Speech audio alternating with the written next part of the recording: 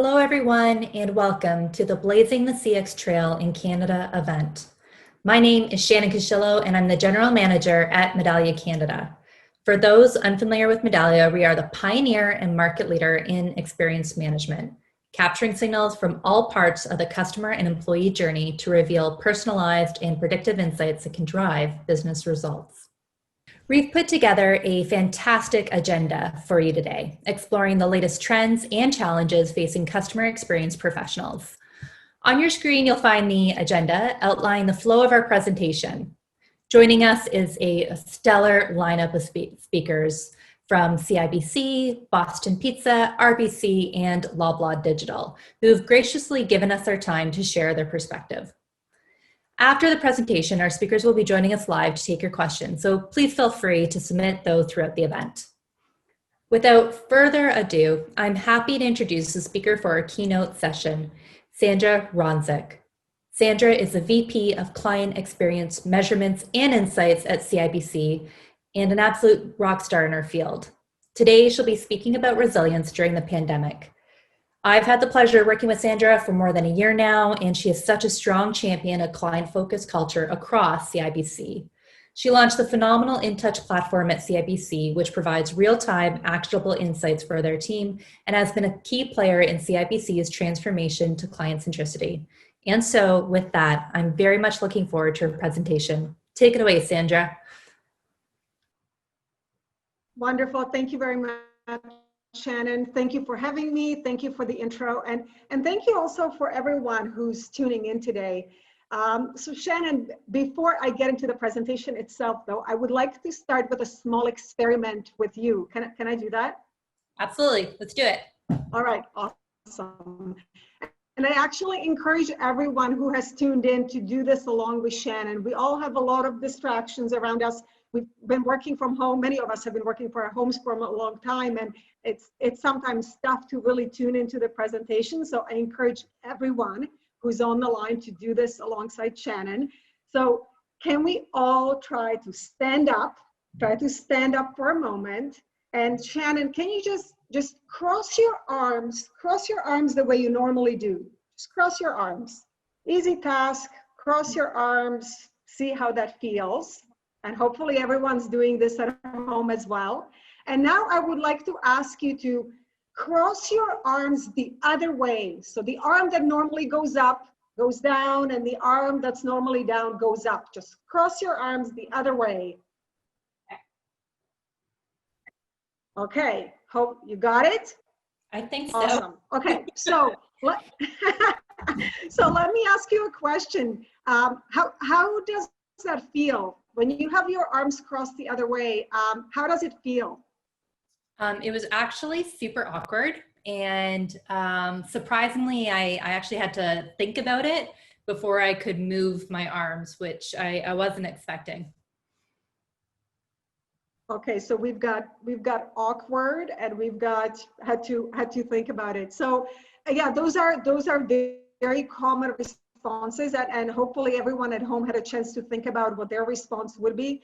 But things like awkward, uncomfortable, weird, strange, I don't know, I didn't know how to do it, what did you mean, are quite common when we do this experiment. And so just imagine for a moment if a small change like this can be difficult for us, how challenging a much larger scale, when you have no playbook to take off the shelf, when no one is explaining to you how to do it, how challenging that can be for us.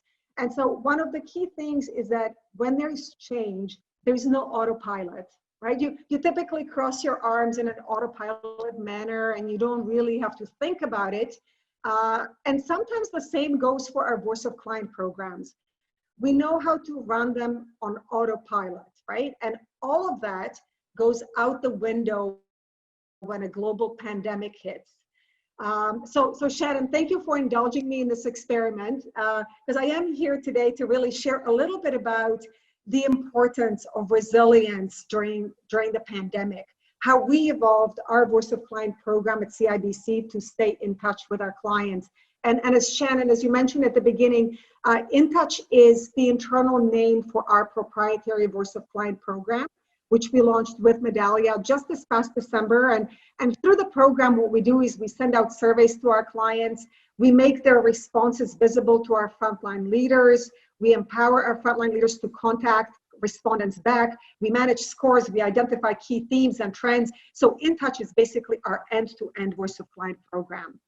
So let's step back just for a moment to not too long ago, even though at times it seems like ages ago. We had a great first quarter. Our net income was up 9% year over year.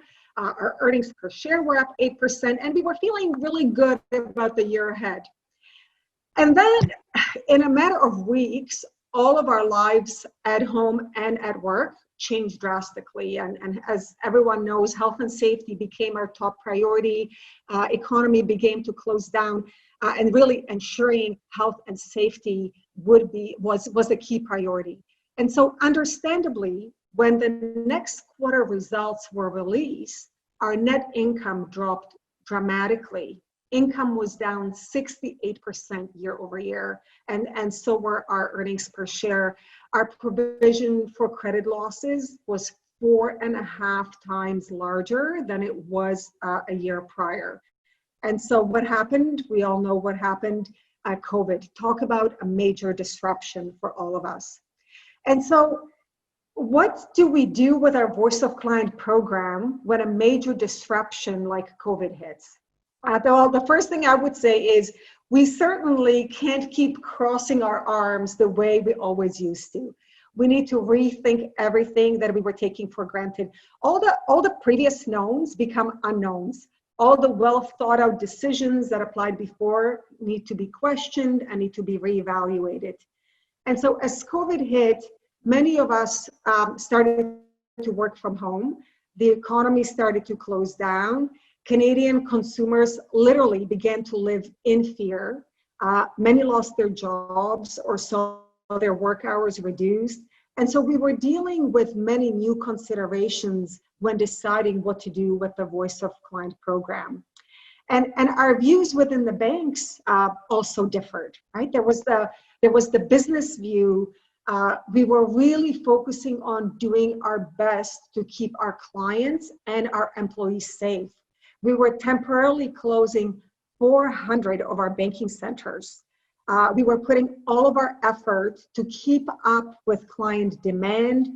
The last thing to worry about, one could argue, was reviewing client surveys in the middle of all of that.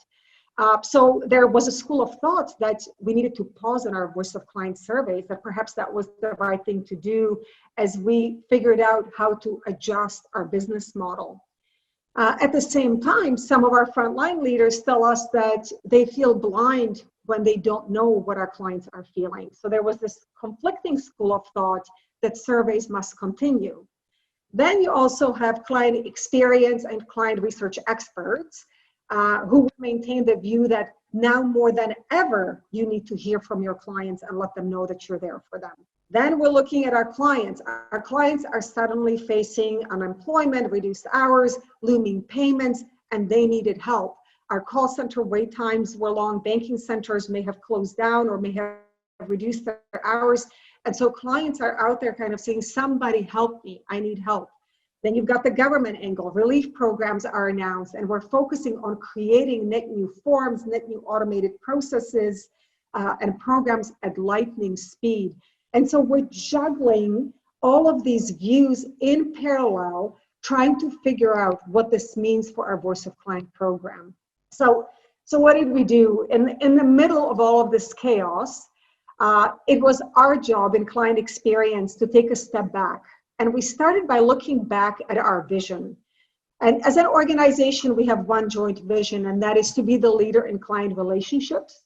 And to do that, ultimately, we need to hear from our clients, and we need to be able to help our clients, especially when we know that so many are struggling. Because the only way we can make our clients' ambitions a reality is if we understand what's going on in their lives. And so now was the time to be in touch, and it was imperative to understanding what was going on with our clients. It was our team's job to lead that movement to capture and share that feedback. And so really to start, we grounded ourselves in our vision, but that certainly was not enough to convince ourselves and the whole organization to keep In Touch running, because as I mentioned, there were a lot of other areas we needed to focus on as well. And so as the owners of Voice of Client Data, what we did was we started a deep dive on the most recent client insights that we had at our disposal. So looking at our recent surveys, all the recently recorded client complaints, social media mentions, all of that shed light on what was top of mind. And so we heard three main themes. And again, this is in the early days of COVID. We heard number one, health and safety concerns. Number two, financial hardship concerns. And number three, concerns related to operational issues and speed at which we were able to address all of our client needs. And so we started sharing and addressing these weekly with our senior leadership team. In parallel, we temporarily paused our In Touch surveys. We paused to take a moment to reevaluate our program, given the new environment that we were in. And so what we needed to do was align our organization on the importance of continued Voice of Client program. And we also needed to consult them to ensure that somehow doing these surveys and running the program, that it didn't inadvertently hurt our brand, which would be the complete opposite of our intent. And so we consulted with brand and marketing partners, with communications and public affairs, corporate communications, and our banking channels. We were super conscious of the varied needs of our different clients, channels, and programs. And so through all of these discussions, it became evident that while continuing the program was the right thing to do, we needed to reshape it. And we needed to reshape it basically in real time. So there were many considerations to think through. And one of the first ones was the survey tone and the language. We had to ask ourselves, was our existing survey language still appropriate? What tone do we need to take? We knew, and this is super important, we knew that we needed to pivot from understanding how we, the bank, are doing to understanding how our clients are doing. And so every word in our survey was in question. Do we explicitly reference COVID in the survey? If so, what do we even call it? Is it a COVID disruption? Is it a COVID outbreak? Is it a COVID pandemic? And as many of you know, one of the key questions in client surveys is often, how likely are you to recommend us? And so we were asking ourselves, was it still appropriate to ask this likelihood to recommend question, or was the question too self-serving for the times that we were in right now? Were there other questions that we needed to ask? What else did we need to learn from our clients? What questions should be kept, dropped, added? So we significantly needed to redesign the survey language to reflect the changing environment that we were in. Our next challenge was closed loop calling. So closed loop calling refers to our frontline leaders following up with clients after our clients complete the In Touch survey. And so the big question was, could we possibly have the capacity to sustain closed loop calling in the middle of our banking center closures and the call center wait times that we were dealing with? And could our very own client experience team possibly play a role in helping to identify key client cases, individual clients who are facing real hardship that required follow-ups? Next were the survey volumes. That was the next challenge. If we decided that we needed to loosen up and relax our closed loop expectations, did it make sense to keep our survey volumes at our usual levels? We needed to balance surveying enough to get a good pulse of what is happening with ensuring that we are positioned to actually review and action the feedback that comes in. The next challenge, of course, was all the coaching and specifically the scorecards, right? How should the scorecards apply when you're in the middle of a global pandemic? Priority is to help our clients first, So you have to ask yourself, is this the right time to keep going with our typical measurement of success? And so, of course, the other elements were delivery and execution. Is if we needed to revise everything from language to closed loop to survey volumes to scorecards, how quickly could we pull this off? We basically needed to reshape our InTouch program, and the longer we wait, the longer we would be blind to what is happening. So there was a real need to be super agile, both in technology and operations, but also being comfortable with making decisions without previous experience, without perfect information, and knowing that if we needed to, we could pivot and we could iterate at a later point. Because really the change management aspect for in our organization our size is no small feat. There are many elements which then, it means that there is massive change for our front line, for our leaders, for our team.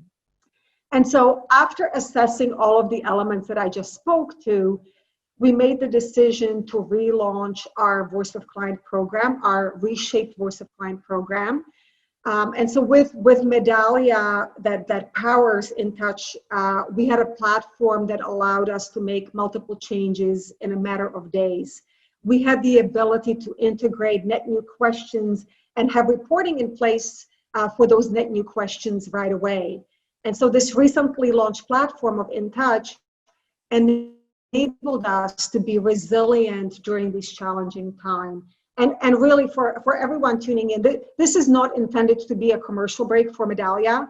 This is a factual observation coming from someone who knows how difficult it can be for large organizations to be agile and to redesign things in real time. And so we relaunched our program fairly quickly with completely redesigned surveys. We went for a more empathetic language and new COVID-themed survey questions. We decided to reduce our survey volumes. We relaxed our closed loop expectations, and our own head office client experience team triaged some of the cases where clients needed help. And we also suspended scorecard impact for our front line. And so what we ended up doing was, as we ran the program, we shared all the important and actionable insights throughout the organization. And so what did we see? First off, what I want to mention, it's so important. What we saw on the client side is that response rates remained very, very strong. More clients took the time to provide specific open text commentary. So in surveys, you give clients an opportunity to say whatever they want to say. And more clients than before took the time to provide commentary, and they provided us with more commentary than before. All of this demonstrates their desire to provide feedback and to stay connected with their financial institution. And on the employee side, amazingly, despite relaxing our closed loop expectations, we saw very strong evidence of closed loop culture that has been established over the last couple of years. While our closed loop rates were lower in April at the height of the pandemic, they rebounded very quickly in recent months. And I'm super proud that our frontline leaders continued to follow up with clients when times got tough. And so here let me just share a couple of examples of what we heard from our clients. There was feedback around outdated messages about hours of operations. And this shows you how clients are so on top of it. So as we closed down some of our banking centers and reduced hours, at times those hours weren't quickly and easily updated for our clients, whether it be on our website or whether it be in our banking centers or banking center voicemails. And so being able to see that feedback really quickly from our clients allowed us to act very fast. There were follow-ups on the various assistance programs. There were comments around safety protocols. For example, the plexiglass that went up in our banking centers, a lot of positive feedback, but also very early on comments for it. And so now this is something that we can take into account as we move into the next phase to decide whether or not it's the right thing to do, but at least we know where the client sentiment was.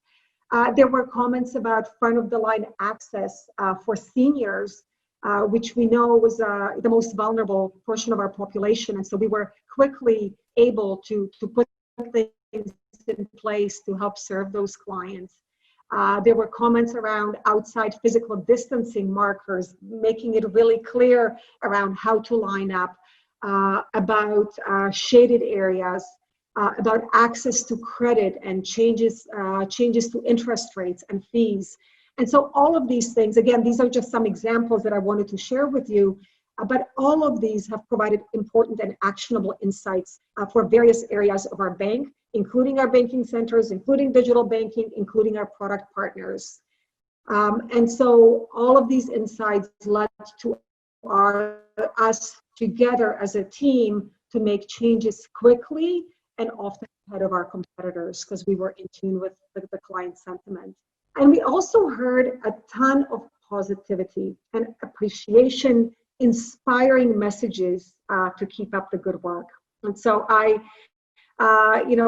for those of you who are looking at the slides, maybe I'll just speak to the one that's on the bottom left of your screen, where we have a client saying, banking is an essential service right now, and your employees are working hard at the front lines, ensuring clients' needs are met. I would like to thank them for risking their health to serve their clients.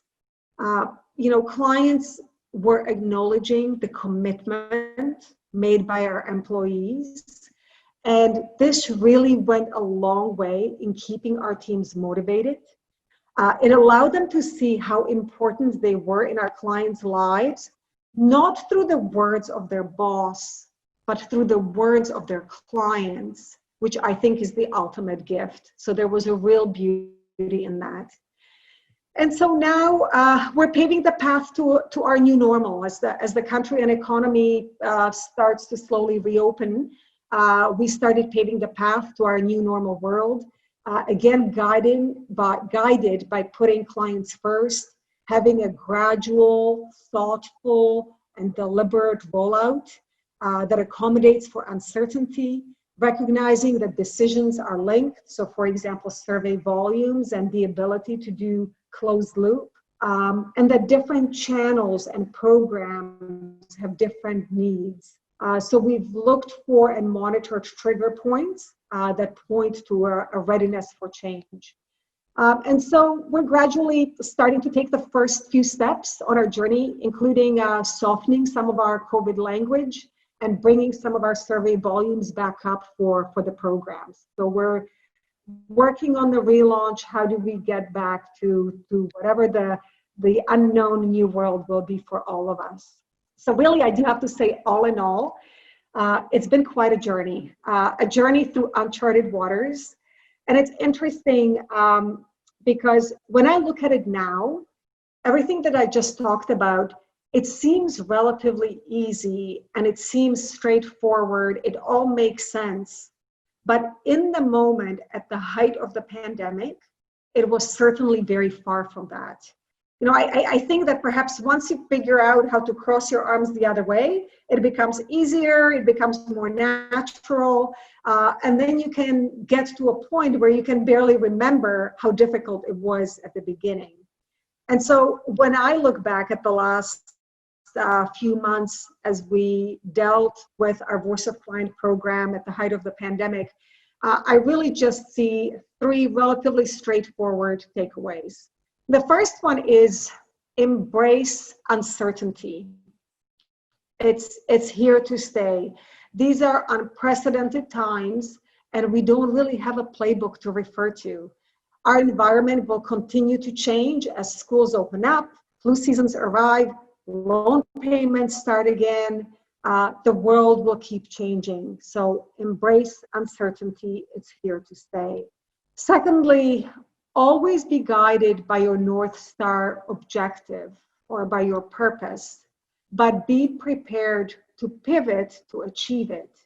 So for us, reinstating surveys and continuing to give our frontline leaders access to In Touch was aligned with our North Star. We were not willing to give up on that, but we were prepared to meet our partners halfway where it made sense and we redesigned our surveys, we pivoted on frontline expectations because it was important to do that.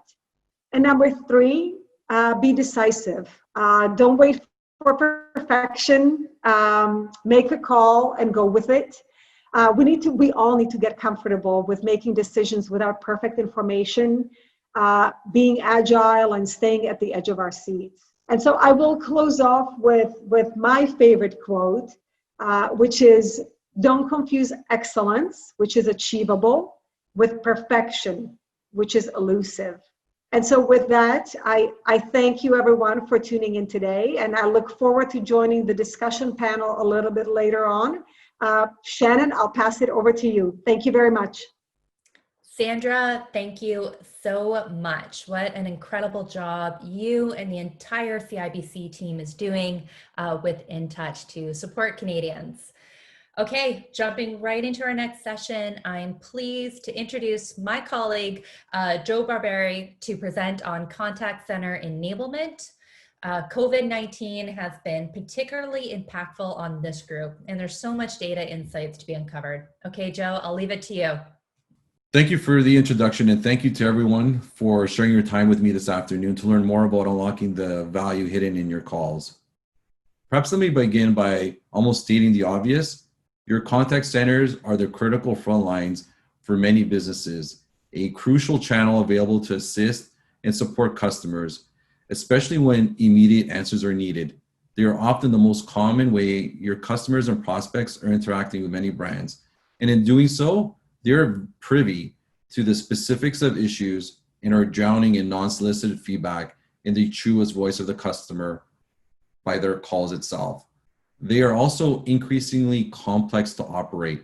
They're laden with a number of inefficiencies, often by no fault of their own. They have to manage high turnover and also at the same time enable staff at varying degrees of effectiveness. Plus, due to COVID, they are also now virtually overnight been forced to operate in a distributed model with everyone working from home. I'll give you a second to kind of take in this stat here. And I'm probably going to say that for many of you on the call, the stats you see from Deloitte study are not surprising and maybe are just an affirmation. Customers expecting self-service options is the norm for most brands that they're interacting with. Using traditional speech analytics tools to uncover ways to reduce call volume and call deflections have been virtually maxed out. And to steal the cliche, the low-hanging fruit has all been picked. So for example, simply introducing an FAQ, just going and digitizing a process and building a mobile app, those things have mostly been done. The result is that now customers contacting your centers likely have a real problem or have encountered a step in your business process that they just can't resolve on their own. Your analytics and channel optimization and quality assurance teams now must deliver a very clear understanding to the why people are calling. What specifically in your current process is creating friction for customers? And what specific coaching will set up our agents and employees for continued success and growth in their roles? With always keeping in mind that that profile of that agent is continually evolving to move more from a generalist towards a specialist, which is great, but it also means that that impact of employee turnover and churn has an increased cost to your business because it's going to become increasingly difficult to find, train, and retain them. Now, that being said, the conversations between your agents and customers do contain a gold mine of insights about your products, about your services, as well as the quality of experiences the agents are providing them. Extracting those specific nuggets of information and uncovering specifics on where you should focus attention to improve operational efficiencies from within thousands or even the millions of hours is what the massive challenge is. But your map to that goal begins with transcribing those calls into text. Transcribing and analyzing all of those calls has actually proven near impossible for many, or at least in a timely enough manner that it makes sense to extract any actionable insights. Organizations have been doing their absolute best to understand the various customer experiences by manually trying to build out specific rules and categories in the traditional tools and platforms. And then combining that with a sampling process where they take a small percentage of random calls and listen to it for validation. And typically that, equates to about 1 to 2% of the calls. Now, that being said, you're going to have strong supporters of sampling, and sampling does provide some, the channel for some fast feedback, but yields a vastly incomplete picture, and it definitely ensures risk is ever present by operating with significant blind spots. Typical speech analysis is focused on things like abandonment, average hold time, time per call interaction, and rudimentary first call resolution percentages.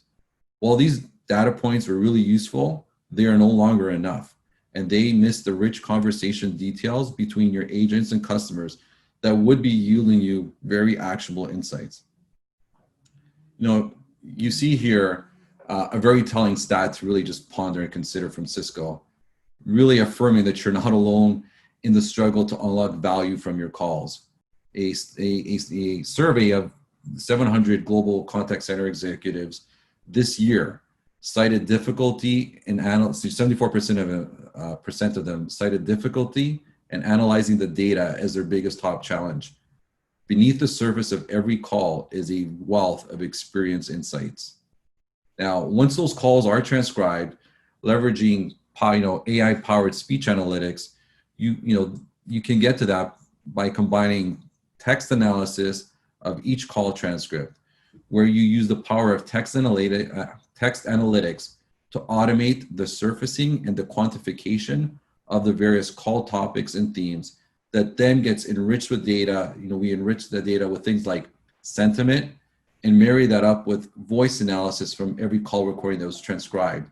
The traditional things of like detailing silence, agent overtalk, and the various vocal emotions. Timely analysis of every call, though, I want to stress this, it is becoming of greater importance every single day as organizations try to keep pace with the competition, changing consumer behaviors, and fluctuations in demands and expectations. With more of your agents working remotely and likely for the long haul, along with managing anxious customers who are contacting your centers for an immediate answer, your contact center and customer experience team must work together to be able to quickly identify areas for improvement and take action, and have the ability to get the insights out to the field. When you do unlock it with AI-powered speech analytics, those experience signals from each call can drive actionable insights and unique value for different roles across your organization.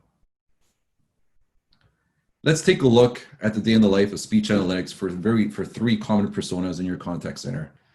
Let's start with Heather in contact center operations. Heather's role is really focused on performance of the center, and she manages the budget, which, Heather uses speech analytics to really improve accuracy of KPIs. She correlates call analytics against a subset of calls that have direct customer feedback from post-transaction surveys and other measurements of call resolution.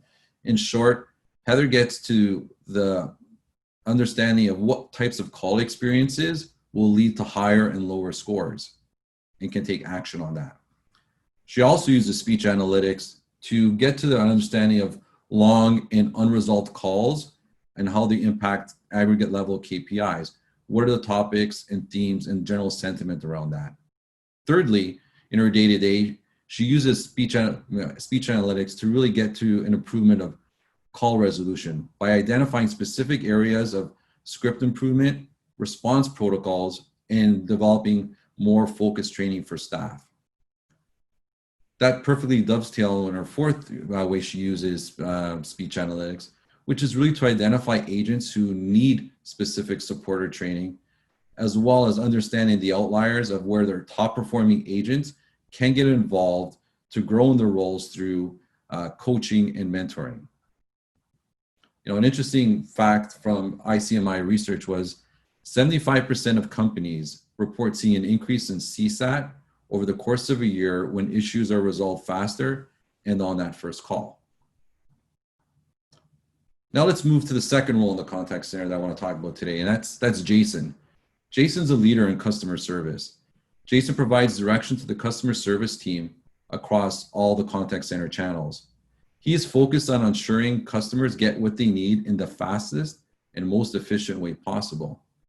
Jason uses speech analytics to really surface deep, detailed insights into why customers chose to call into the contact center, unlocking opportunities to consider structural changes and process improvements, really getting to our areas for call reduction or call deflection to lower cost channels.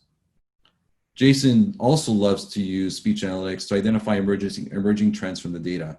In contact center interactions, where comparing it to what is trending in one channel versus another, identifying best practices that can be levered across channel teams, really with the real overarching goal of improving contact center service response times and accuracy of information to customers and prospects. And then lastly, Jason loves to use speech analytics to uncover opportunities for self-service. This is where, an organization may have started by introducing chat and FAQs, but you can still continuously update and refine that by identifying areas to enhance the chat capability or specific updating pages of self-help on your website, or more cooler, newer things of introducing customer videos on websites for growth and knowledge. He knows where to look and what needs to be done because he's able to have a quantification of the recurring questions of topics across this contact center. And I'll leave you another stat that resonates with Jason, and for some of you, there's a 30% greater ability, as shared by McKinsey and Company, to predict customer satisfaction when a company is able to understand the entire experience versus making a decision exclusively on a single touch point, whether it be a chat or a call or a single sale transaction. And lastly, but not least, there's Sarah. Sarah works in customer experience insights. She leads the ongoing understanding and the improvement of the holistic CX program. She's focused on identifying areas that innovate and drive organizational change. She uses speech analytics to really accelerate time to decision, to improve contact center experiences through detailed insights. And she likes to overlay call analytics with survey feedback from a subset of interactions to really get a real picture of what's happening. She also uses speech analytics to really reveal areas for innovation. When you marry call analytics with other experiences into a single view of your customer and their various journeys in your call center across physical and digital channels, you really start to see where and how you can move the needle to improve customer satisfaction. And then she's also always got a pulse on opportunities around churn and competition. So she looks at areas of where customers are receptive to upsell and cross-sell products to really drive loyalty and increased sales. Now, if you're looking at new ways to better understand your contact interactions at scale and improve that entire end-to-end experience, there is no better solution than AI-powered speech analytics. That being said, I do want to share with you 5 things to look for when considering technology offerings and partners. Firstly, quality transcription does mean quality data. This one, I strongly recommend you do your homework and do not settle for vendor claims alone. As you'll tell, I'm going to be very passionate about this one. So first, quality transcription should not be defined by word error rate in isolation. And word error rate means the percentage of words that are accurately transcribed. Now that's indicative, but I'll also layer on the fact that you also want to be checking that sentence context, or I'd say business context, is of equal or greater value. So think about if you mistranscribe one keyword, a verb or an adjective. Think about your business where they're missing the word try to, transfer, checkout as an example. You would actually not really know what the customer was trying to do. Secondly, make sure that there's the insertion of proper punctuation and grammar. This is important and critical because this allows you to apply advanced level text analytics to really get to the why behind a topic. Vendors who say that it's not important are really still focused on just giving you a top level topic. As we mentioned, you need to get to really understanding the why at scale and speed, and having grammar and punctuation in your transcripts allow you to get to that really quickly. Third, you should always be looking out for speaker delineation, which really means the separation of the agent, employee from the customer or prospect. And this is important because it quickly allows you to do analysis on the actual interaction itself, but also on aggregate all your customers and all your agents. The other thing I also want to highlight is that you should expect that your transcription quality should be great out of the box. Don't settle for stories of maximum, just big tuning exercises, etc. There are tools that you should be able to get that out of the box immediately. And also double check that your customer has custom languages supported. We're operating in Canada here. French is a bare minimum, but many of your organizations are international and global.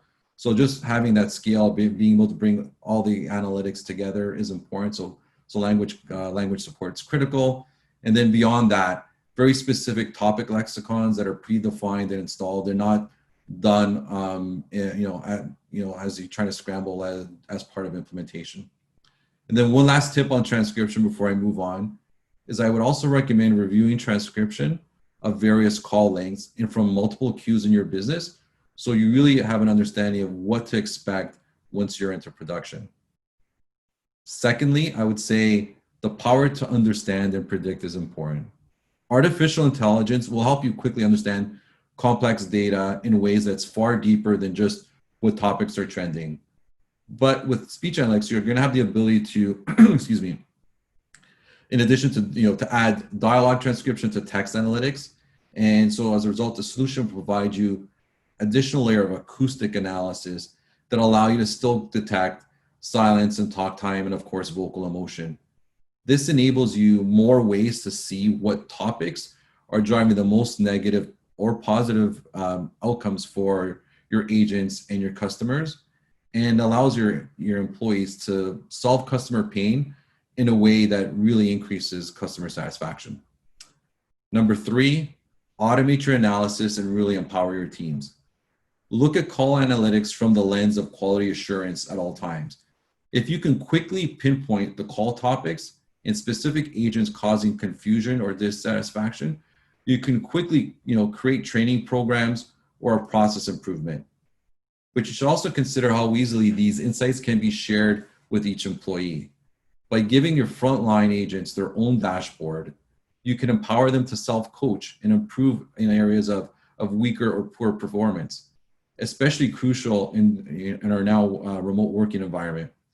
The ability of doing that side desk coaching, et cetera, that we used to have in contact centers is not there right now. So this really solves for that.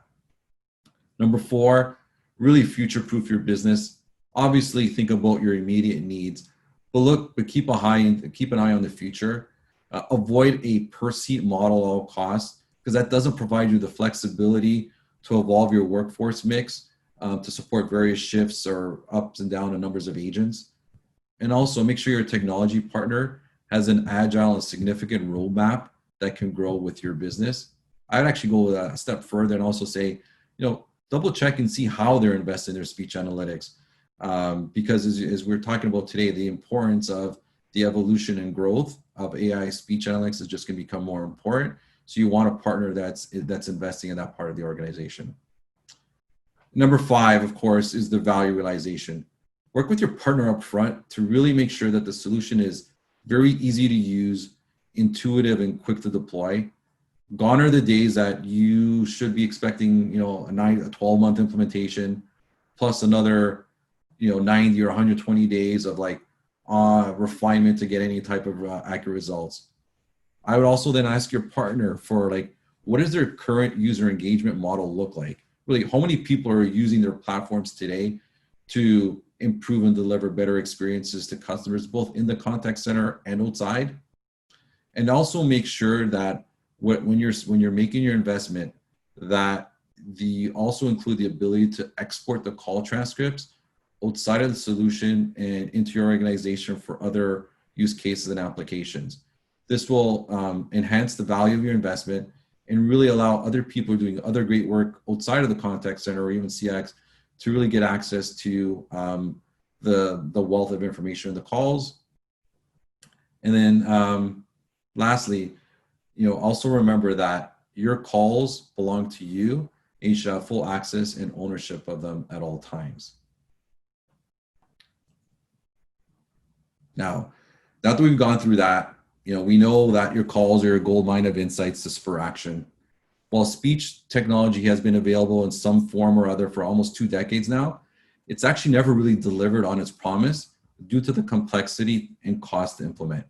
Speech tools to date have also had to balance speed and scale, as in the number of calls transcribed at one time over a day or overnight with any level of accuracy. The more calls that were able to be transcribed quickly, it came at the cost of less accurate transcriptions and the less accurate the overall analysis became. Now, of course, I'm happy to share with you all on today's call that with the launch of Medallia Speech, those granular insights in every single call are now unlocked and made actionable for you. Our scalable and highly accurate solution enables our customers to quickly get the right insights to the right people across the enterprise.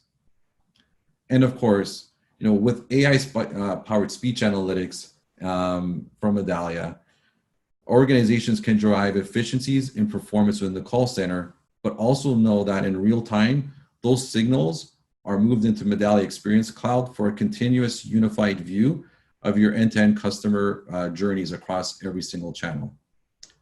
So let me just conclude here that the modern contact center requires not only an agile mindset, but a powerful and flexible solution that can scale with your organization.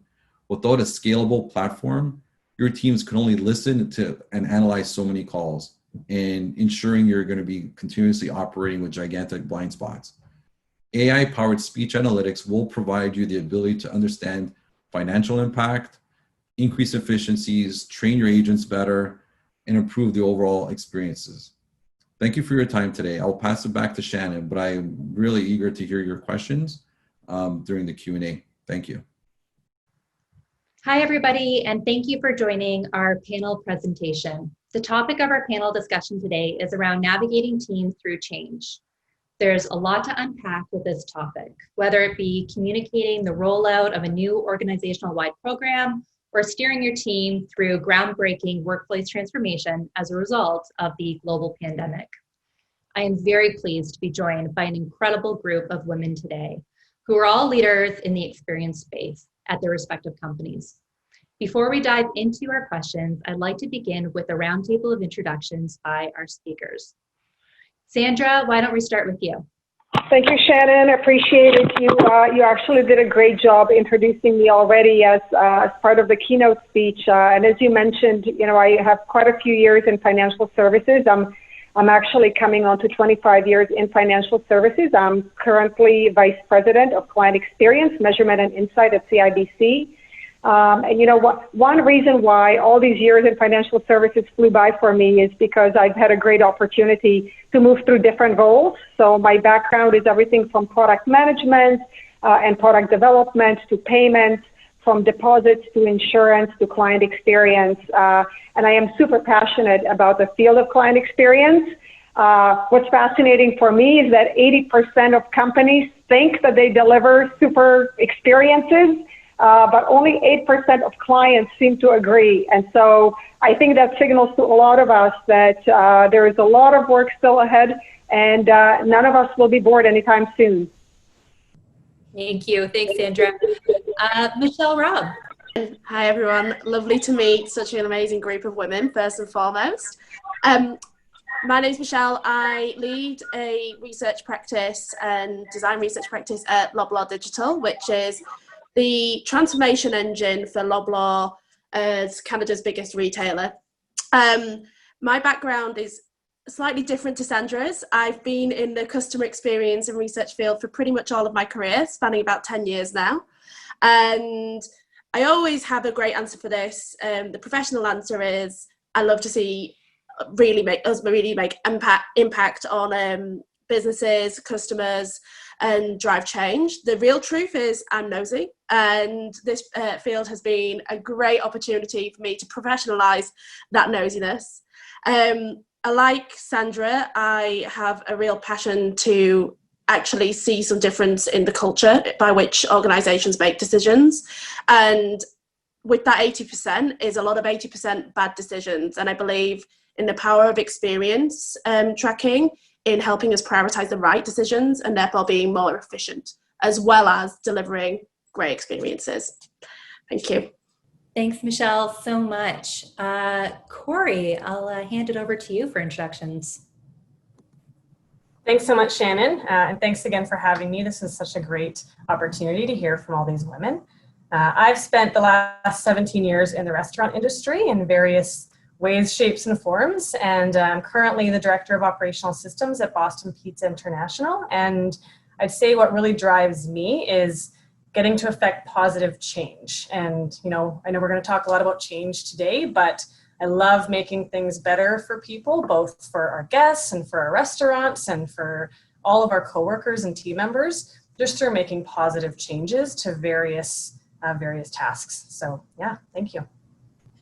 Thank you, Cory. And last but not least, Deenah.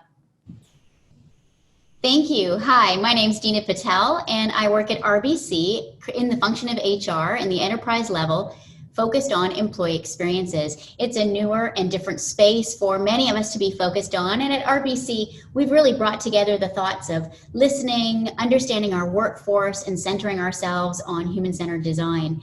And what keeps me very motivated is really being in service of others. It's about helping people and changing the workforce environment, not only from the company that I work with, but the community that we serve, the organizations that we impact, and really evolving the way people feel when they get in at work.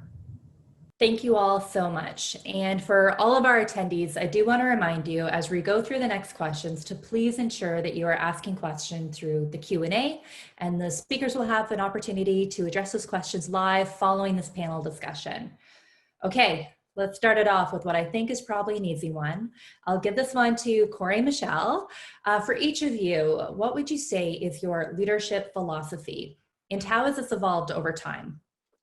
Cory, let's start with you. Sure. I'd say my leadership style boils down to two key things, transparency and follow through. I try to focus every day on being a very open and honest leader who truly walks the walk and doesn't just talk the talk. I've had the pleasure of working under some really great leaders and adopting components of their styles, but I'd say what's evolved most with my leadership style would be communication. And this has evolved from working with different demographics of employees. Over the past 17 years, the workforce has changed a lot, and it's allowed me to adopt and learn and adapt my style to a much more effective place. Absolutely agreed. Michelle, I'd love to hear your thoughts. So for me, there's three key pillars, really. Transparency, so very much a common theme here. Mission setting, and I think that speaks to some of Sandra's points, and I'll elaborate on that in a minute. And empowerment of teams. And that's both in terms of the people that I directly lead, but also the people that I work with across the organization. I think in a field like customer experience, empowering people with the right tools so they can make good decisions and affect positive change is as important as how you lead your direct reports. Transparency, I think, is just me through and through. I don't think I could fake being a less than transparent person, even if I tried, and I'm sure that that's come across in our relationship. But I think it's efficient as well. I think it's effective because we always know where we stand, and it enables people to move forward with a common sense of where we're going from, and also pivot if change is required. And then in that way, nothing's a surprise. And I truly believe that in any leadership field, having that very open and transparent communication is just so important, whether it's in a context of performance or in the context of rolling out a program. Mission setting, and this speaks to that point of context setting as well. I think as an individual, this is something that I've definitely evolved in my own style and seen the importance of more as I've matured in my own career. If I've got a sense of where I'm going and the purpose of what I'm trying to achieve, I'm a very purpose-driven individual. And I've found that myself as an environment to be far more supportive to me achieving great things. That's what I want to offer to the people that I work with, to provide that mission, that focus, that hook, so that, do you know what, if a task doesn't get done on day 1 or day 2, fine, but are we all moving forward in the right direction? And back to that phrase, empowerment. I work with really smart people. We all probably work with super smart people and talented individuals. I was not put on this planet to tell somebody far smarter than me how to do their job. So I think our role as leaders is to remove blockers and equip them to bring their best to work, to drive against those mission statements. Thank you. And Michelle, I really think that you synthesized really all of the thoughts together. And so that's just wonderful. You know, at a personal level, being able to work with all of you individually, you know, I couldn't agree more with what is shared. So I'm going to pivot a little bit, and I think that now more than ever, I don't think we've talked about change as much as we have right now. And I think that we've all learned that change is inevitable. And, you know, all of us Canadian leaders are really working with change and trying to make the most of it. Cory, I'll start with you, because I can't think of an industry that was impacted more than the restaurant industry, but I'd love to hear your thoughts from yourself and your experience at Boston Pizza. You know, what do you think is key to really managing that change across Boston Pizza? And what would you, you know, give advice or thoughts to all of our attendees today? The restaurant industry has been having its share of challenges well before COVID, and what this has really done is really amplified all of those challenges amongst our restaurant operators and our head office teams. Right now, the core focus is just leading with empathy. It's paramount during times of unprecedented change and helping bring people along. For us, change really boils down to 3 key success factors. And it starts with having an open and honest conversation.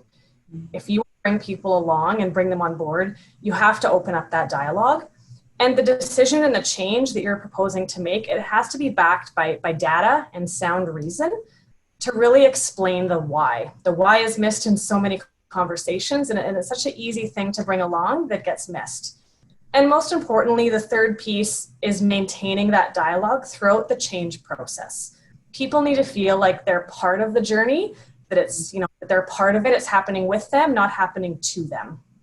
You know, change is uncomfortable. I think we've all been made to feel uncomfortable at one or many points over the past few months, but change is necessary, and helping people through that is probably one of the most challenging things I've faced as a leader, but also one of the most rewarding. And I think now more than ever, I try to look at it as an opportunity to really feel that sense of accomplishment and that sense of pride in being able to help people through that change.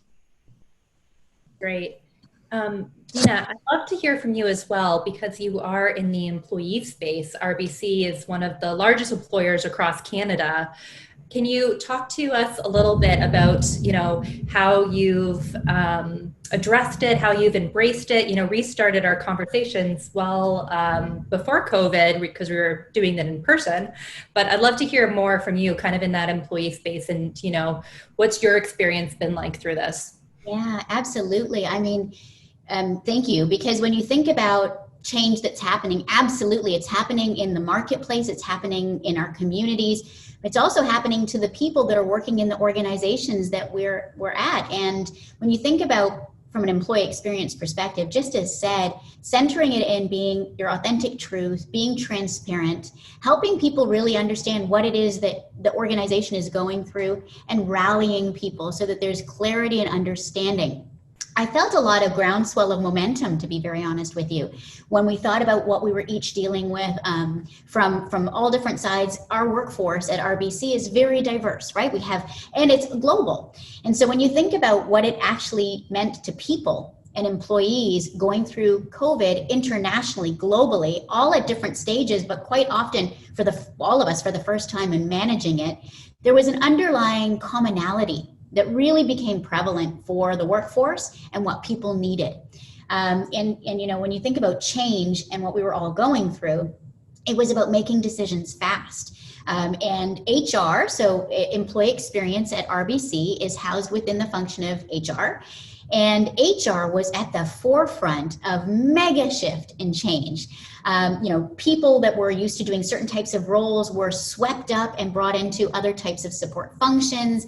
We were all hands on deck. I suspect, like many organizations, whether small or large, at that time, people groundswell get together to get things done. And it was really centered around helping our people. So not only helping our employees and what they were going through and the challenges of change that they were dealing with. And so I'll give you an example, things like parents that are working at home. In Canada, for example, we have, I think, 16,000 employees with children under the age of 12. And so when you think about what that means to having, sweet voices of children in the background of a regular meeting, or birds or dogs or everything else that goes along with it, there was massive change happening to our workforce in that way. And the other is, as we were going through change, we were making decisions without having all of the details. And, from an employee perspective, it was about making sure we were just transparent, as I said, and informing them of what those details were as they unfolded. And sometimes we didn't have all the answers, and we made sure that was clear too. In sharing of communication. That's great. Thank you, Deenah. I'd love to hear Michelle, and another industry that has been impacted, and I think for Loblaw Digital has really quite accelerated the transformation that you've worked so hard on over the last couple of years. But if you could tell us a little bit more, Michelle, about your experience and the sudden increase in yourself, your team, and really Canadians being essential to have direct access to Loblaw Digital. So customer demand has gone through the roof for all of our services, and that naturally leads to a few things. We were already quite an agile environment, but we were having to make decisions super quickly, nightly, daily, on the hour. Countless iterations of communications, whichever way you look at it, and that's put at the forefront two things. A true sense of human centricity, and I mean human centricity because it's actually really interesting to see Deenah coming on from an employee experience perspective. It's never been more important to house both your employee's voice and also your customer's voice, and in a way that allows you to make decisions without having all of the facts and all of the information, but in a way that informs you more than you would have been if you were completely blind. And I think our function, I lead customer experience and research, our approaches have changed somewhat. It's been about, okay, let's get enough to make a decision and make an answer, but then let's also listen to our employees. And the demand for what we do went through the roof. Have there been some crazy long hours for my team and all of the teams that work on these disciplines? Yes, there have. But what's been so encouraging to see is we've been able to affect positive change on a very micro level, but also a very macro level, whether it's changes in how we set up practices to have remote hangs with our teams, right, in a very informal setting, through to how we change the options for customers to be able to edit their carts right before they pick up their groceries. Some very, very tactical things which ladder up to a very common focus on being very much human-centered. That's awesome. Thank you so much, Michelle. So across the globe, and specifically in Canada, we've seen examples of really strong female leadership. And, if you look back to our provincial health ministers, I'm just fascinated by the work that they continue to do, the communication, the level of empathy, and how they've guided us through this and continue to do so each day. I would love to hear from each of you about how the pandemic really has accelerated that need for more diverse leadership styles. And so maybe, we can start off with Deenah. Can you share kind of your observations, at RBC and beyond around, how this pandemic has really created this awareness and need for more diversity in leadership? Yeah, absolutely. And I want to be mindful and thoughtful about when we use the word diversity and really truly expand it to inclusion in the thought process of all of the dimensions of the different kinds of leaders that we have. I think the pandemic really forced many of us to behave differently, think differently. And we had this wonderful opportunity to break perhaps what were traditional cultures or perceptions of who we are, or how we lead, and brought us together in quick speed. Just by the very nature of what we all went through with fast-paced need for decision-making and changing the way we do things, it gave us this huge open door to change processes, the ways that we get things done, and frankly, in the need for speed, it gave the autonomy to people to be able to do things differently. And when you think about diverse leadership or leadership styles or who you are and how you lead, there are always some skills that are your best and some that you need to work on. And this really forced, I think, many of us to think about that notion of business agility, getting in there and making decisions with speed. You don't have all the information that you need and that you always wish you'd have, or that you're used to getting necessarily. And you have to collaborate in a different way, which I saw very comfortably, where people who perhaps that may not even been their day job, but they were zipped in and helping and plugged in to help get things done. And that's diverse leadership or diverse teaming and collaboration that's quite different than the norm where you go to certain departments to get certain types of work done. I lean into that notion of diversity and thinking, okay, well, this is about transformational leadership. This is about what I saw really elevated from a diverse perspective is leaders stepping into really leading the way, modeling what the expectations were, putting trust. And I think it was mentioned earlier too, this notion of putting trust in your people and letting them go at it and get it done, which is a different style of ways to lead. And it may be the norm for certain leaders in certain areas, but this felt like a collective movement. Certainly at RBC, I saw a strong sense of that, driving collectively to one purpose, which was to get out and support the communities and our clients, frankly, along with our own people and the services that were required for our large workforce that's global. And in those challenging times, those opportunities also present opportunity to lead in that way, just changing the way that you lead. And I hope that's okay from that perspective of diversity. That's the lens I took.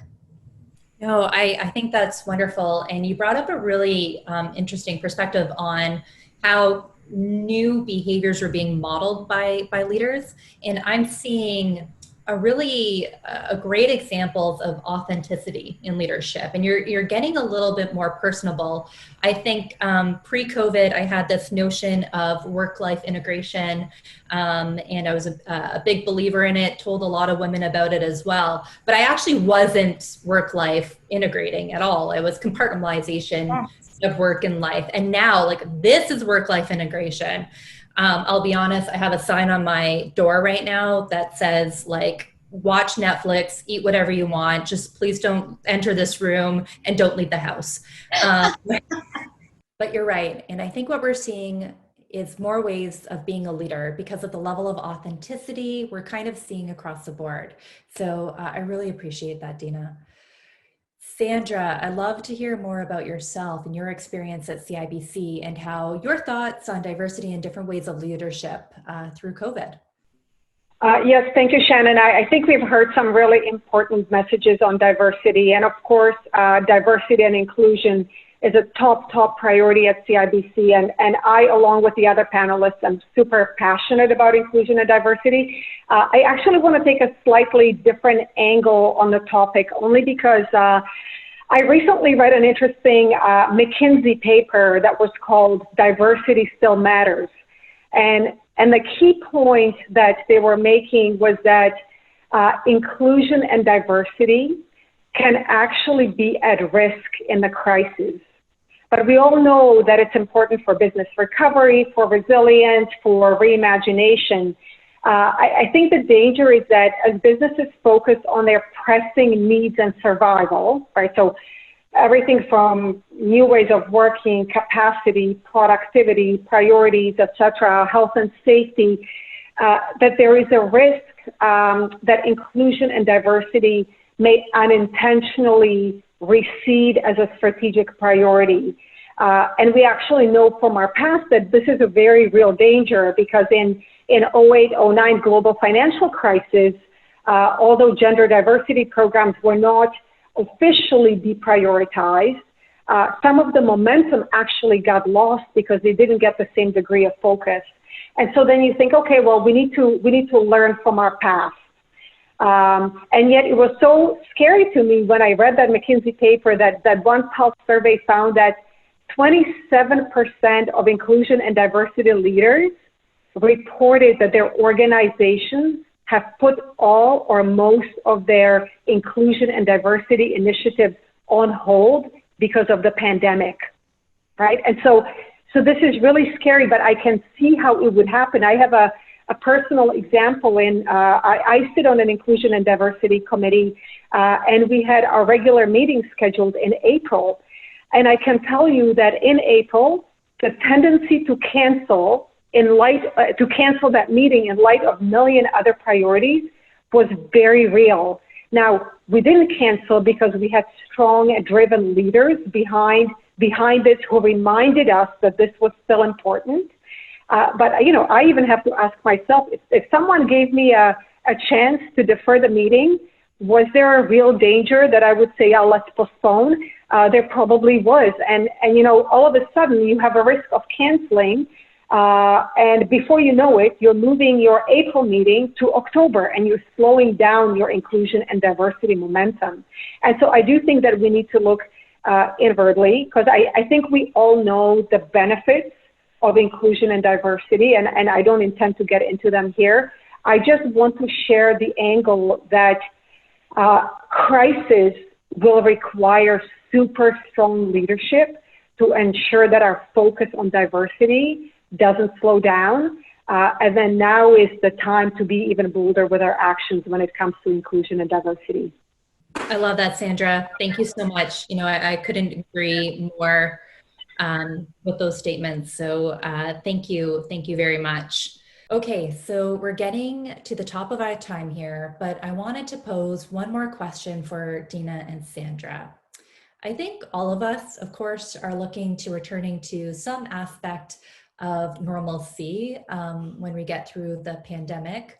But as Canadians, we're always looking for that silver lining. And I wanted to get your perspective on what you hope continues well past COVID and the pandemic. So on a personal level, I'll go first. And I mentioned it earlier about the concept of work-life integration and really learning how to deal with that through the pandemic. And I hope that continues. I hope the level of authenticity by having your kids in the background and being able to really seamlessly transition out of one area to the next continues. I also think, being able to be home and not travel as much as my kids are younger, I really hope that continues as well. So Sandra, I'd love to hear from you. What do you hope continues through this pandemic and beyond? Thanks, Shannon. Well, one of the things as far as how we operate our businesses that I hope remains is quick decision making. When this crisis was upon us, it is unbelievable how much we have been able to get it done in such a short period of time, how quickly we were able to make the decisions, mobilize the people, the motivation, the quick decision making behind it. And so I hope that we keep that. I know that we will keep that beyond COVID. So that's on the operation of the business. When it comes to our clients, perhaps I would refer to the notes that I made in the keynote speech earlier around, how we pivoted from how we, the organization, are doing to better understanding how our clients are doing. That it's less about us and more about them. And so I want to make sure that we keep that beyond this pandemic. And then finally, on the personal front, it's really about being grateful. It's about gratitude for everything that we have. We're so lucky to be able to work from home when need be, to be healthy. So really just reminding ourselves of the importance of each and every day and being present in the moment and being grateful for the moment that we have. Thank you so much, Sandra. Deenah. Yes. From a lasting perspective, I think this pandemic has taught so many of us to really think about what we're solving for. And the fact that when we think about our workforce, for example, from an employee experience perspective, we're at the forefront thinking about well-being, health, safety. This is life measures. And that really centered us around human-centered design and thinking about how we solve for things. And I hope, and I'm sure that it's going to continue. You saw a complete shift in, I guess it's like a level of caring, a level of extension of language that we probably didn't even often use in the workplace. Certainly we do in employee experience, but in a workforce, and what we're doing to help not only our people, but our clients, right? Are the people that we're servicing and worrying about their health and their safety and their care and what their needs are. And that felt very, it felt like it brought the human back to a lot of the kinds of programs and things that we deliver that are so important. And it rallied people so quickly because we could all get it so quickly because we were all dealing with it at the same time. And so I hope that that continues. I'm sure it will, because once you go there, it's very hard to pull that back. So that is all the questions that we have for our panel today. And I thank you once again for taking the time to sit down and share your experience and insights with the audience today. So I'm now very excited to shift things over to the live portion of our event, where all of our speakers from today will be joining us to answer the audience's burning questions. Thank you so much. Thank you so much for joining today. I do apologize for the glitches. I think that unfortunately, this is also part of that new normal and figuring this out, but I appreciate everybody hanging in there and joining us today for these incredible presenters that we have. So we have a number of questions that have come up, and I'd love to get to them all, but I know that we're getting short on time. So please don't worry. We are going to the ones that we don't get to, we will get to them offline and really make sure that you are, getting an answer to your question. But why don't I start off with a few with those that we do have here. And Sandra, again, thank you so much for your keynote. A lot of questions coming in after your presentation. Tyler wanted to know, what were the trigger points for client surveys, kind of pre and post COVID? Can you give an overview of, how you're collecting feedback from your clients? Shannon, hopefully you can hear me. Are we okay on that front? You're all good. We can hear you. Oh, wonderful. Yes, so that was actually one of the challenging exercises for us, is how do we decide how and when to move? So it's an excellent question on the trigger points. So there were several of them for us. One of them was what was happening at our frontline and frontline readiness. How many of our banking centers were open? How many of our banking centers were closed? How would we be able to manage some of the feedback that we got? So definitely worrying about our frontline leadership and looking at our banking centers was super critical. Another component which is related to that, of course, had to do with clients. What do we believe is top of mind for our clients? What were we seeing through feedback other than our NPS surveys and our outgoing program? What were we hearing through responsive channels? So clients are obviously in touch with our contact centers, are in touch also through channels where they can put in official complaints. And so getting a sense for what was top of mind for our clients. So really a combination of what we're hearing from our clients, what's happening on our front line, and how can we be equipped to deal with the feedback we're getting from our clients. And that's where quickly putting in and stepping in the head office capacity to help filter key client feedback became super critical. So things that we don't normally do in the head office, we became the channel through which we were looking at client feedback, and we helped to prioritize for our banking centers who to get back to, who were the clients that were urgently reaching out for help. So all of that combined together were things we were using to determine when to be in field, what our survey volumes should be, and how to position our questions. Thank you, Sandra, very much. The next question I'd love to hear from Deenah, being in the talent role at RBC, and Victor was asking, to The extent to which employees trust their organization is a great measure of employee engagement and productivity, level business and outcomes. How has this trust been impacted over the course of the past 3 to 6 months?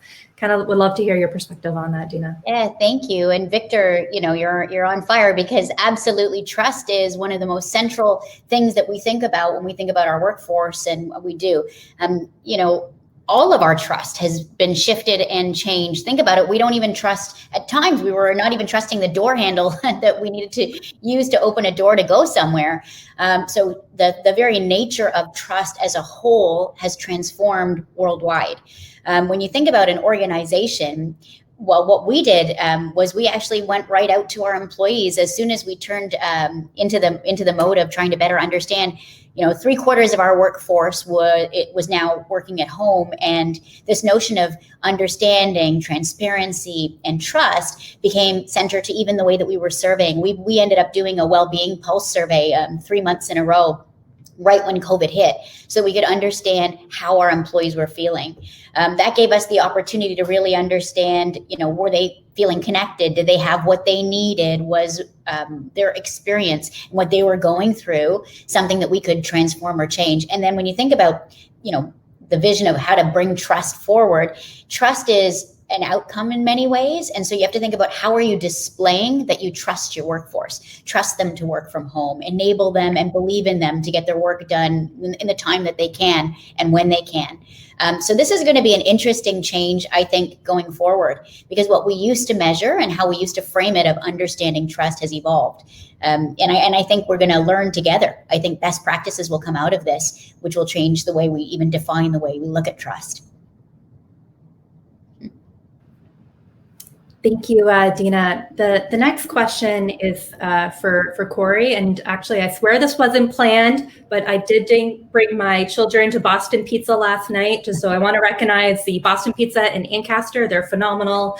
And this is from Tyler. So how did you approach the challenge of collecting feedback from frontline employees and then communicating that change? A lot of your employees weren't able to work through the pandemic. And I'd love to hear your perspective on how you were able to really engage those employees when they weren't necessarily online.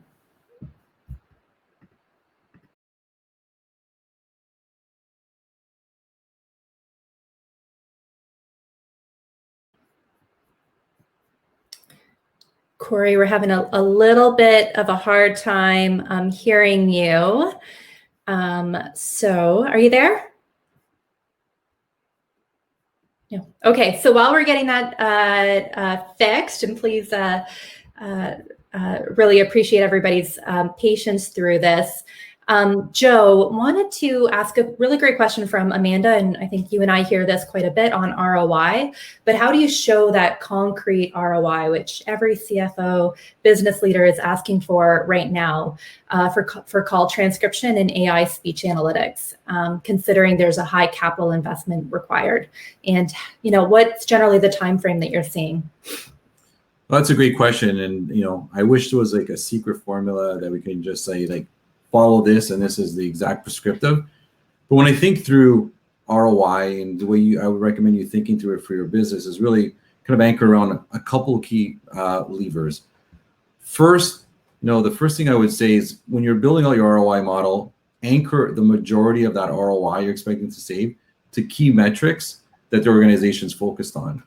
The very common ones in the contact center I spoke to, but I think you'll be familiar with, would be call reduction, call deflection, going into COVID and coming out of COVID, digital self-service and digital, the ability to move calls into more of a digital channel. And then always, of course, in most instances, there's some element of first contact resolution. So aligning yourself to that. But then beyond that, to get the approval, I strongly recommend you working with internal stakeholders to get their buy-in, to get the agreement that what you're saying you're going to allocate as ROI is supportive. You don't want to be so far down the line and maybe a big portion of that savings has already been allocated to another project, so you can't double count that. So get buy-in. And then when you think about how am I going to measure it, the power, once you're bringing in speech analytics or advanced text analytics, is really anchoring a measure or a topic to that KPI that you're allocating your savings from. So then you can actually right out of the gate start measuring and tracking it. And then really, those two pieces, and the last anchor is really understand your numbers. You probably have an understanding in your business, but talk to other individuals who are also involved and get a real deep understanding of the numbers. Because if you have your results that you're going to track to, you can discuss exactly how you're going to be measuring it, and you have a deep understanding of your numbers, you in general have you've then got the formula for a strong ROI. These are more guidelines, and I'd be happy to follow up with to speak to your specific case. But I think if you follow those three, you're off to a really good start. Thank you, Joe. Hi, Cory. I was going to circle back to you. I don't know if you heard the question, but wanted to hear about how you're collecting feedback from your employees. Yeah, sorry about that. Can you hear me now? Absolutely. Perfect. Sorry about that. Yeah, so this was a really challenging time, both for our frontline staff in the restaurants and our frontline staff at our corporate office.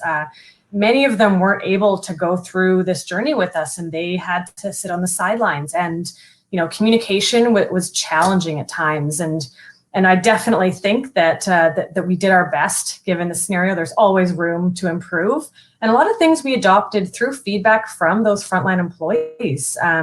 For the corporate side, we implemented an email that was available at any time with a live Q&A section where any employee, whether they were furloughed or on our bridge team, was able to send questions through that would go right to our executive team. And then we can share those answers at regular intervals. With regards to the frontline teams, while most of our locations are independently owned and operated, I saw some really amazing success stories from our franchisees on how they were keeping those employees engaged throughout that time that they were furloughed.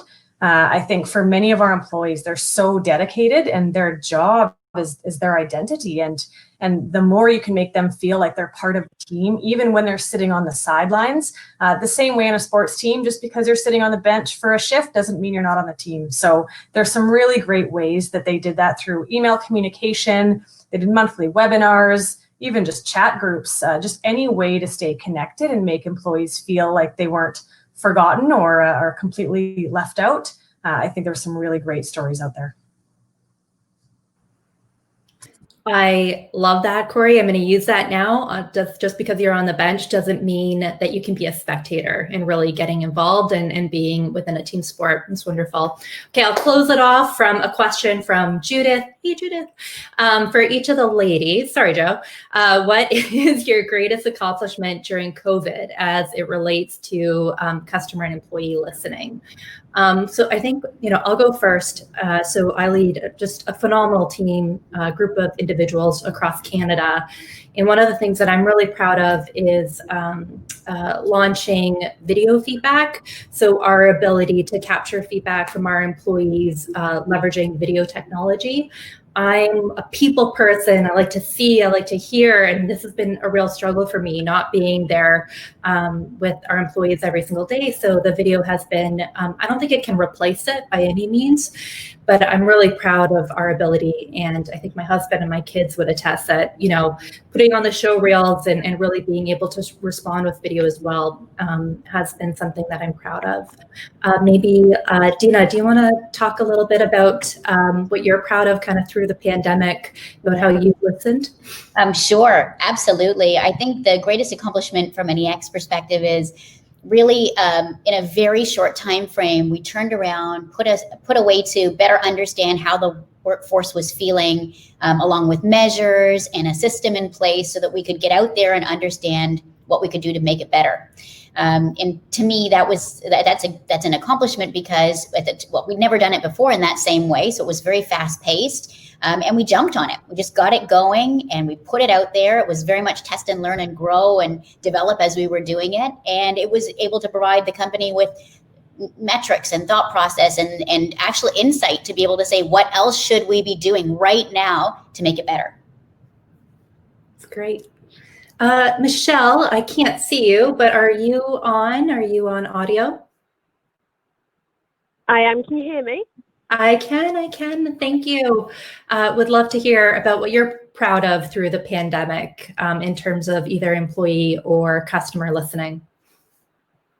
Awesome. Thank you.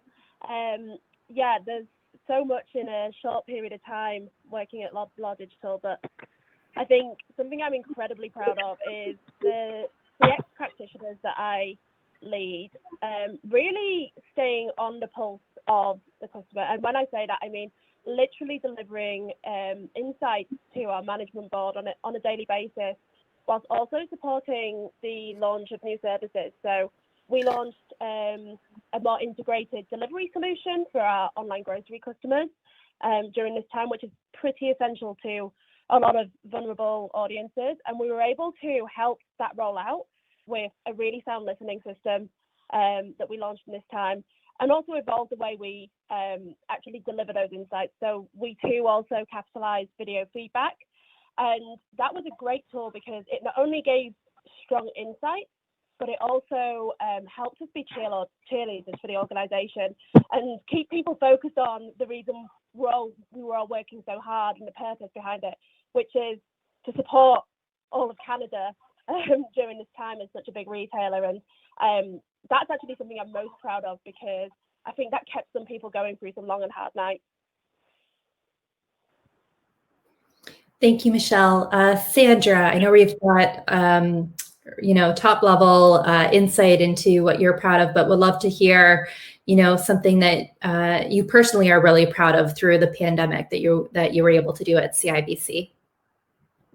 Yeah, thank you, Shannon. You know what? I think what I would probably wrap it into is I am super proud of just the overall culture, the client-centric culture.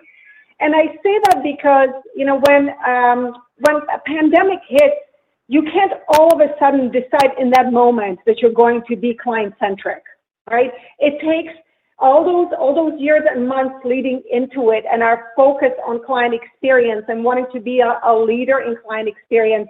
It was all that hard work in establishing the culture in the preceding years and months that really just was able to flourish and come through during the pandemic. And so to be able to see that come to life across all of our teams and to see all the areas, there were no silos. It was really everyone pulling in the same direction together as one team, because everyone knew that client experience is our number one focus. So to see that really flourish and come to life and get multiplied during the pandemic, to see that positive culture that we've been working on over the last little while really come to fruition was a real moment of pride, and makes me feel happy and lucky to be a part of this organization. Absolutely. Thank you, Sandra. Okay, last but certainly not least, Cory, would love to hear from you. Absolutely. I could use this time to talk about, amazing things that our corporate CX team did, but I think more importantly, what I want to shine a light on is what our franchisees did. They went through such a challenging time, and I just got finished on a tour of virtual regional meetings, and we always start off those meetings with best practices, and it took us a really long time to narrow down all the amazing community involvement that our franchisees found the time to do, despite having challenges themselves between, financial difficulties, staffing difficulties, challenges in their community. There were so many reasons why you could really just focus inward. But despite that, they chose to get out there, get involved, support various industries, whether it was the frontline workers or some of the retirement communities. So I really think they deserve a huge shout out, and it just shows how integral that community service is into the core of not only our brand, but just our staff, our employees, our franchisees. It's really part of who we are, and there's no time like a pandemic when it really puts that to the test. And I'm just so proud to be, to help these people every day. So that would be my most proud moment. Thank you, Cory. And, I'll echo the statement. I'm so proud to really partner with all of you in the organizations. When people ask me, what does it take to be a great CX, EX leader? It really is about that passion, and day in and day out, your focus is on how do we make this a better world for our customers and employees. And I think that kind of shone through from each of you today on the panel and the presentations as well. So again, thank you so much to everybody that joined today. Thank you to our panelists. Again, I do apologize for the technical glitches, but we're going to figure that out and edit it down and then send out the recording. We'll also offline respond to all of the questions that we didn't have time to get to today, but thank you very much. I would encourage you to please connect with me on LinkedIn as well as my peers here, and we can definitely keep that conversation going. So thank you so much. Have a wonderful Tuesday. And again, if you have any further questions, please let me know. Thank you very much. Take care. Thanks, everyone. Bye.